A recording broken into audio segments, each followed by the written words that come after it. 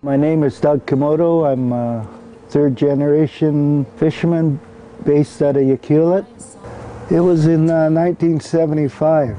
I started skippering the La Perouse, and I was 10 years young or even younger when Father would let me go.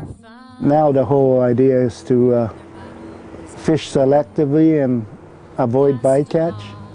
We can use certain gear to catch bigger fish, target fish that we want to catch. And we're using barbless hooks, so any fish we want to release can be released without harming the fish.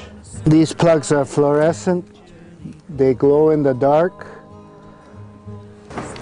These hoochies are glow in the dark too. So this color is actually supposed to look like a krill or shrimp. These are a flasher. This is what you call a spoon. All this gear will catch salmon. So this is the way the gear would work here. This snaps onto the line like this, and I'll put it in reverse and it would go down. If I had a fish on here, it would be something like this, and I would hit it and gaff it and throw it into the... We're only fishing 4-day trips now, so the fish come in to the unloading station really fresh, and we try and get them off to markets as soon as possible. Myself, I like to fish above Estevan. More, you get better quality fish and not as many boats. The Fino is right here. When Japan bombed Pearl Harbor, I guess the Canadian government thought Japanese living on the coast were a security risk, so they were all moved inland into internment camps in the interior.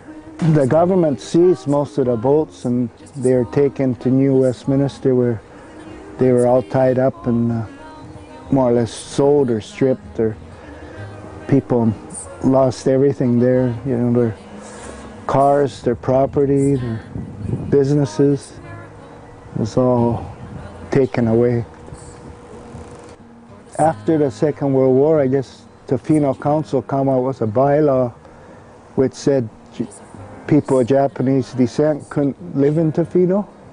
Dad ended up in Ucluelet, and Spring Cove was for sale at the time, so he managed to be able to buy it there. There used to be a Japanese store on the beach over there.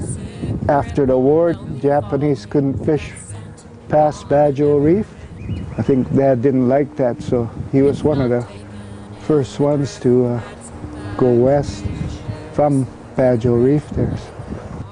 You know, a couple boats would try and push him onto the reef where he would lose his fishing lines, so he built up a name for himself that he wouldn't move for anybody. So in the end, I think fishermen respected his right to be there. Being a fisherman, I have access to a lot of fresh fish, so providing food for people that aren't fortunate enough to go fishing themselves, so it's probably the best food in the world, you know, fish from the ocean, so that's what I like about it.